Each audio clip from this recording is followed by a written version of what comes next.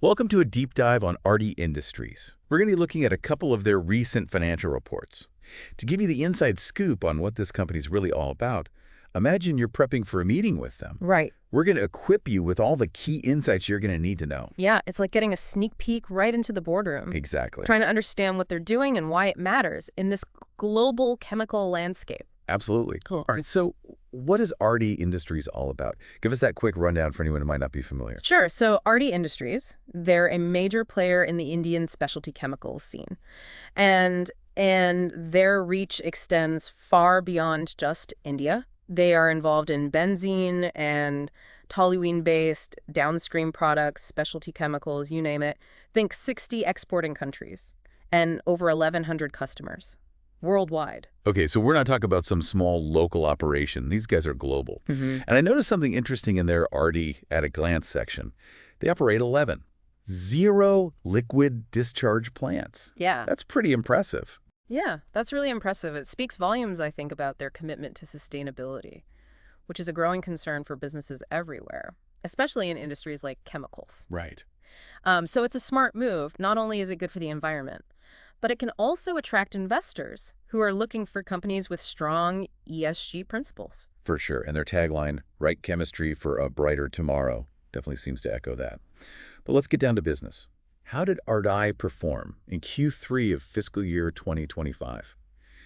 The reports seem to paint a little bit of a mixed picture. Yeah, you're right. It's not all sunshine and roses. The overall revenue trend is positive, with an 8% year-over-year increase, which is definitely something to celebrate. But when we look at the Q3 and year-to-date highlights, there are some interesting nuances there. Yeah. For instance, their non-energy business volumes are up. But they are facing some pricing pressure. Sounds like it's a tough market out there. Yeah. It's a balancing act. They're trying to maintain volume without sacrificing profitability. And then there's the energy business, which actually saw a volume dip year over year. However, there is a glimmer of hope.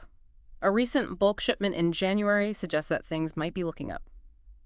Okay, some potential recovery there. Now, there's also this mention of a mark-to-market loss that affected Q3 finance costs and profit. I have to admit, it sounds a little intimidating. Right. Can you break that down for us? Yeah, it is. It is one of those accounting terms that can sound a little bit scary. But think of it as like a paper loss due to currency fluctuations, not necessarily a reflection of Aarti's core business. So essentially, it's the result of the Indian rupee depreciating against likely the US dollar in which their loans are denominated. So when converting back to rupees, that loan value increases on their balance sheet. It's a common issue for companies operating globally. And while it can impact the bottom line, it doesn't necessarily mean that the business is in trouble. Okay, so more about external factors than internal problems. Now, shifting gears a bit, there's a slide on capacities and utilization trends. That I found interesting. It seems like Aarti is really focusing on getting more out of their existing resources. Yes. So that's where we see the potential for growth through increased asset utilization. Imagine you have a factory that can produce 100 widgets, but you're only using it to produce 70 widgets. Asset utilization is about finding ways to increase that output to 90 or even 100 widgets without having to build a whole new factory. So it's not just about expanding, it's about making the most of what they've got. I like that approach. Now, the revenue by end use chart really caught my eye. It looks like the mix of applications for Aarti's products is changing. You're absolutely right. You're seeing Aarti's proactively shifting away from the struggling agrochemical sector and capitalizing on the resurgence in polymers and additives. That's a good point. It's like they're reading the tea leaves. Yeah. And adjusting their strategy accordingly. And speaking of reading the tea leaves, the application-wise market updates offer some fascinating insights. Did you know that global consolidation in the dyes and pigments sector could actually benefit Aarti domestically? Absolutely. Less competition often means better pricing power, which could give Aarti a significant advantage in the Indian market. But of course, there are always challenges. While the U.S. automotive market is strengthening, potential policy changes in the coming year add a layer of uncertainty. So a mix of potential wins and potential hurdles. It sounds like the life of a global company. But let's shift our focus to the future. Aarti has a whole slide dedicated to their key EBITDA growth drivers. And it looks like they've got some exciting plans in the works, from renewable power to venturing into chemical recycling of plastics. It's a pretty impressive list. It is, and it suggests that Aarti is aiming for growth. That aligns with sustainability trends, which is increasingly important for investors and consumers alike. Right. It's about doing well by doing good. Their goal of exceeding 75% renewable power by Q1 of fiscal year 2027 is pretty ambitious, wouldn't you? It's certainly ambitious, but it also demonstrates a commitment to both sustainability and cost savings, a combination that tends to attract investors. Yeah. Renewable energy can help them control costs in the long run, which is crucial for maintaining profitability. And their move into chemical recycling is particularly interesting. With all the concern about plastic waste, it seems like they're positioning themselves to be a leader in this emerging field. Yeah, Artie is jumping on a huge trend here. This move could make them a leader in tackling the global plastic problem, which is a big deal for both the environment and their bottom line. It's a win-win. They're partnering with RESRL and aiming for a resource recovery capacity of 500 tons per day by 2030. Those are some serious numbers. Definitely sounds like they're putting their money where their mouth is when it comes to sustainability. But what about the financial nuts and bolts? What can we glean about Artie's overall financial health from these reports? Well, if you look at the audited financial results, you'll see that both standalone and consolidated net profit are up for the quarter and for the 9 months ending December 31st, 2024. Specifically, we're talking about a consolidated net profit of 46 crore for the quarter and 235 crore for the 9 months. Those are some healthy figures. Seems like they're doing quite well, especially considering the challenging market conditions that we discussed earlier. They are. And what's even more encouraging is the consistency in their operating margins and their healthy debt-equity ratio. These indicators suggest that RT is managing its finances prudently while pursuing its growth agenda. It's a good sign for investors looking for stability and long-term potential. Now, even with solid financials, global companies like Artie face complexities, right? Absolutely. For instance, the notes section of the report mentions their use of forward contracts to hedge against currency fluctuations. This is a common strategy for companies dealing with international transactions, and it shows that they're being proactive about managing potential risks. So they're not just crossing their fingers and hoping for the best, they're taking concrete steps to mitigate risk. Exactly. And they're also transparent about the impact of rupee depreciation on their long-term borrowings. This level of detail in their reporting demonstrates a commitment to open communication with investors and stakeholders.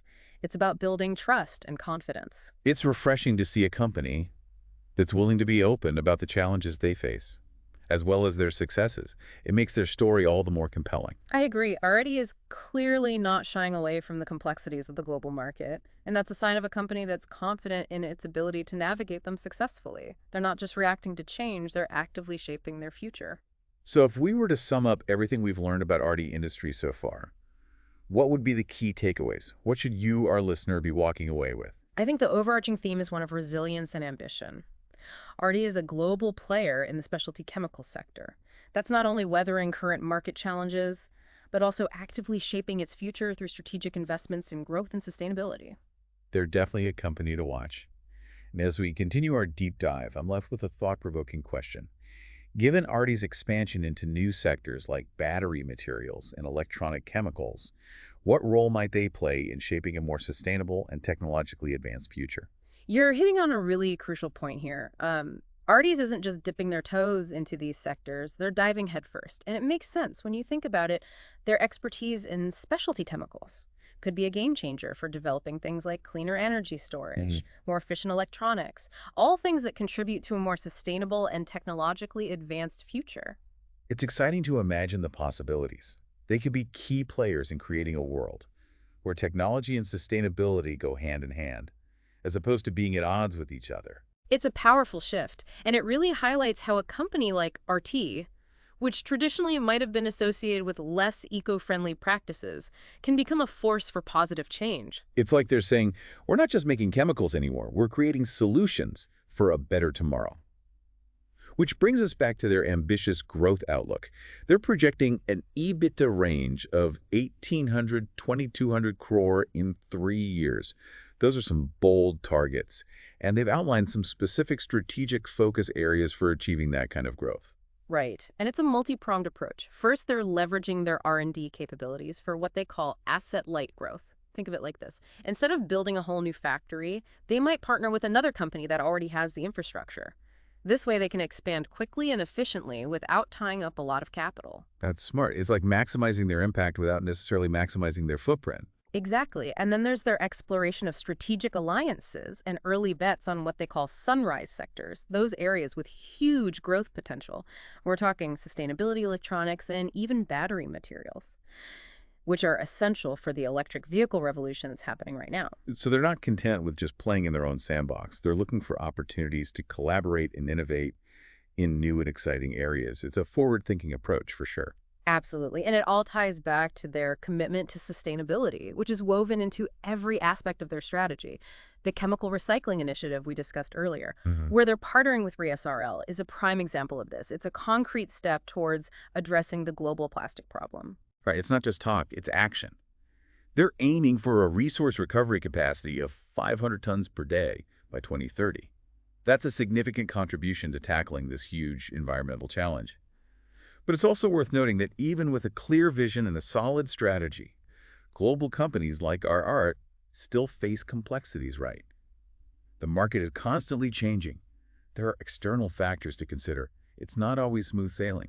You're absolutely right. And those complexities are often reflected in the finer details of their financial reporting. For example, the notes section of their report mentions their use of forward contracts. Essentially, these contracts are a way for them to lock in exchange rates for future transactions, which helps to mitigate the risks associated with currency fluctuation.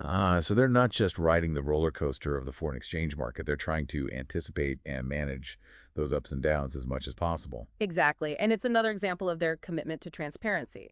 They're not trying to hide the complexities. They're laying it all out for investors and stakeholders to see. It's like they're saying, we're not perfect, but we're being upfront about the challenges we face and the steps we're taking to address them. That kind of honesty can go a long way in building trust and confidence. Okay, so we've covered a lot of ground here. We've explored Artie's performance, their ambitious plans for the future, and even some of the complexities they face as a global company. What would you say are the key takeaways for our listener? If they were to walk away from this deep dive with just a few key insights, what would those be? Well, I think if you're thinking about Aarti Industries, the key takeaway here is adaptability. They're not just riding out the waves of a turbulent market. They're actively steering their ship towards a future where sustainability and technological innovation go hand in hand. I think that's a great way to put it. They're not just reacting to change, they're anticipating it and using it to their advantage. They're turning challenges into opportunities, and they're doing it all while maintaining a strong financial foundation, which is really impressive. It's not just about growth at any cost. It's about sustainable, responsible growth that benefits both the company and the world around them. Yeah, what stands out to me is their willingness to embrace complexity. They're not shying away from the challenges of operating on a global scale. They're facing them head on, whether it's navigating currency fluctuations or finding innovative ways to recycle plastics. They're showing a level of sophistication and transparency that's truly commendable. Exactly. And they're not just talking about sustainability, they're putting it into practice in a very tangible way. Their goal of exceeding 75% renewable power by Q1 of fiscal year 2027 is a perfect example of that. They're making bold moves that align with their values and position them as leaders in the chemical industry. For sure. It's clear that Aarti Industries is a company with a vision. They're not just looking at the next quarter or the next year, they're thinking long term. They're investing in the future, both for themselves and for the planet. It's been a fascinating deep dive, and I hope you, our listener, feel like you've gained a deeper understanding of this dynamic company. We've covered a lot of ground from their financial performance to their ambitious plans for the future. Yeah, and we've seen how they're using their expertise in specialty chemicals to not just navigate a challenging market, but to actually shape a more sustainable and technologically advanced world. I think the biggest takeaway for me is that Aarti Industries is a company worth keeping an eye on. They're doing some really innovative things, and I'm excited to see what they accomplish in the years to come. Yeah, if this deep dive has sparked your curiosity, I encourage you to explore further. Check out Aarti's website, read industry publications, or even delve deeper into the world of specialty chemicals. It's a fascinating field with a lot of potential to shape the future. Until next time, keep diving deep, keep learning, and keep asking questions. There's always more to discover.